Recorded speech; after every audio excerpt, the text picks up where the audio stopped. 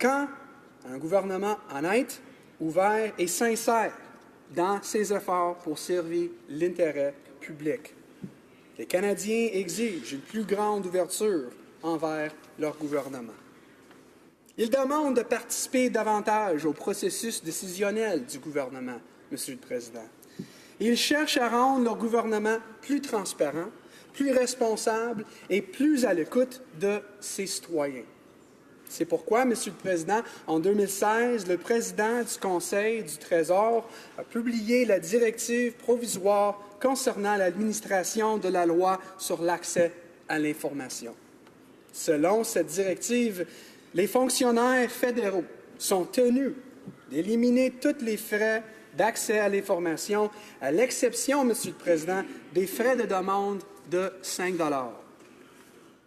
Ils sont aussi tenus de fournir l'information aux demandeurs, dans la mesure du possible, dans des formats modernes et faciles à utiliser, Monsieur le Président. Et ils consacrent les principes d'ouverture par défaut. C'est une mesure importante, il faut dire, Monsieur le Président. Être ouvert par défaut, c'est d'optimiser la communication des données et de l'information du gouvernement. La directive provisoire envoie donc un message clair à toutes les institutions fédérales. Les citoyens ne devraient pas avoir à expliquer pourquoi ils ont besoin de connaître l'information que détient le gouvernement. Au contraire, Monsieur le Président, notre gouvernement a dit qu'il publiera les plus d'informations possibles sous réserve de restrictions nécessaires pour des raisons que nous pouvons tous comprendre, comme la protection des renseignements personnels, la confidentialité et, oui, la sécurité nationale. Mais, Monsieur le Président, je veux partager certains exemples d'informations qui vont être partagées de façon proactive.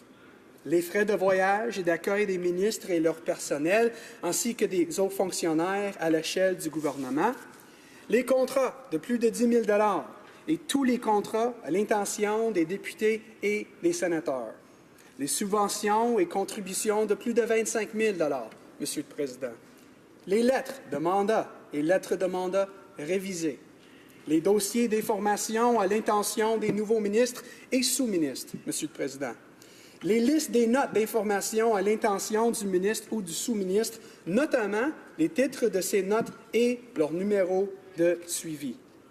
Et bien sûr, Monsieur le Président, les cahiers d'information utilisés pour la période des questions. Monsieur le Président, c'est un aspect essentiel, non seulement pour pouvoir participer au processus démocratique, mais aussi pour demander au gouvernement de rendre des comptes. Aujourd'hui, avec le projet de loi C-58, nous allons plus loin. Il propose d'intégrer dans la loi, pour le gouvernement actuel et les gouvernements à venir, l'obligation de publier de manière proactive large éventail d'informations, selon un calendrier prévisible et sans avoir besoin de faire une demande d'accès à l'information, Monsieur le Président. L'une des façons de garantir le maintien de la force du régime d'accès à l'information est d'entreprendre un examen de loi sur l'accès à l'information tous les 5 ans. Une autre caractéristique importante du projet de loi C-58, Monsieur le Président. Les examens législatifs sont une occasion importante pour les personnes concernées de donner leur point de vue sur les droits d'accès et de nous aider à faire en sorte que les régimes continuent de répondre à leurs besoins. En conclusion, Monsieur le Président, le gouvernement ouvert et transparent est la voie à suivre. Les Canadiens ont attendu longtemps avant que leur régime d'accès à l'information soit modernisé pour répondre à leurs besoins à l'ère numérique, Monsieur le Président. Et j'invite tous mes honorables collègues à appuyer le projet de loi C-58 qui donne aux Canadiens le régime d'accès à l'information auquel ils s'attendent. Je vous remercie, Monsieur le Président. Questions et commentaires. Questions and comments. The honourable member, l'honorable député de Saint-Hyacinthe-Bagotte. Merci, Monsieur le Président. Notre collègue de Vaudreuil-Soulanges nous a fait part de bien beaux principes. Mais j'ai de la misère à comprendre. J'aimerais qu'il m'explique comment ces beaux principes ne vont pas rester que de belles paroles quand la plupart des 32 recommandations du comité d'éthique sur son étude sur l'accès à l'information ont été mis de côté, quand presque toutes les 85 recommandations de la commissaire à l'information ont été mises de côté, quand elle n'a pas les ressources suffisantes pour faire son travail.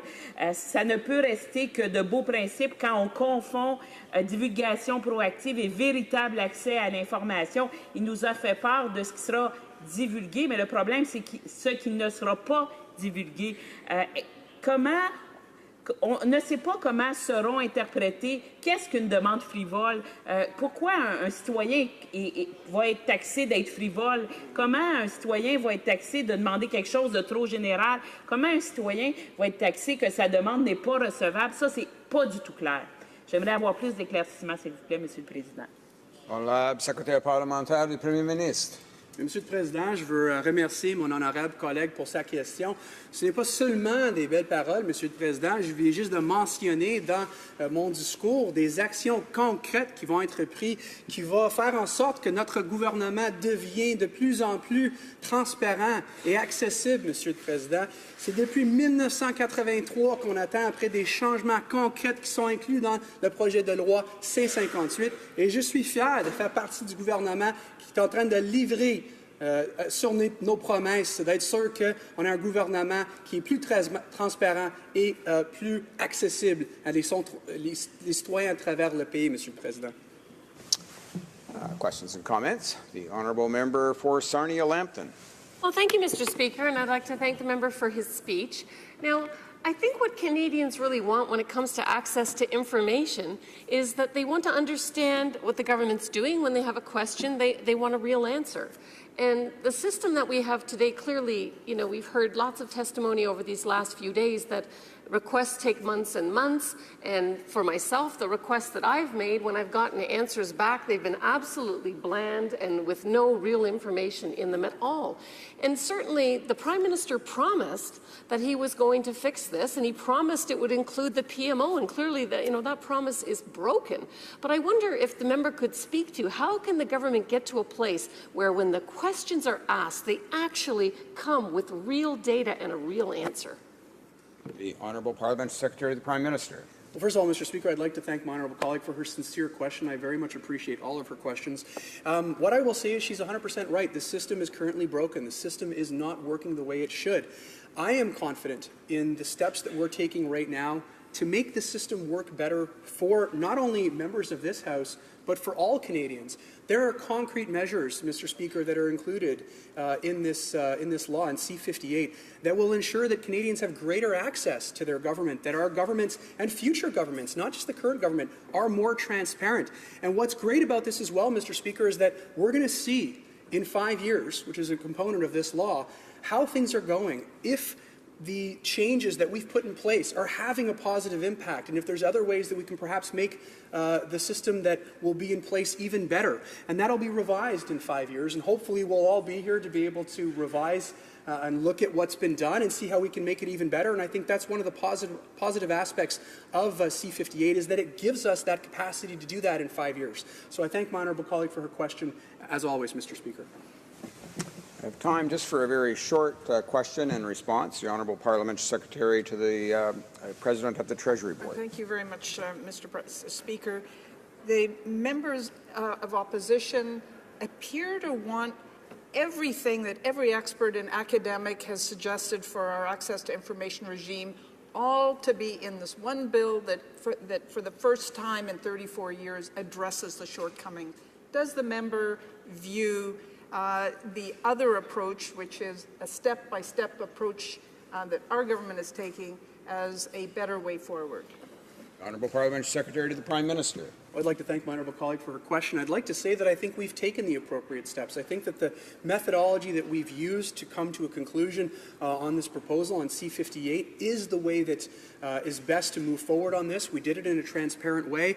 We were able to talk to Canadians about this. I know that I had discussions in my own riding, Mr. Speaker, about the best path forward, and I think this is something that all Canadians can get behind. It's something that's easy to understand, and I think that Canadians understand that this is going to allow them to have more efficient, more transparent, and more easily accessible contact with their government and better understand the actions that we are taking as their government. This is one of those laws, Mr. Speaker, that I look at as one that will positively impact not just the current government, but future generations of governments to come, and as well positively impact Canadians who now have a better, more transparent, and more accessible government. Thank you, Mr. Speaker. Would it please the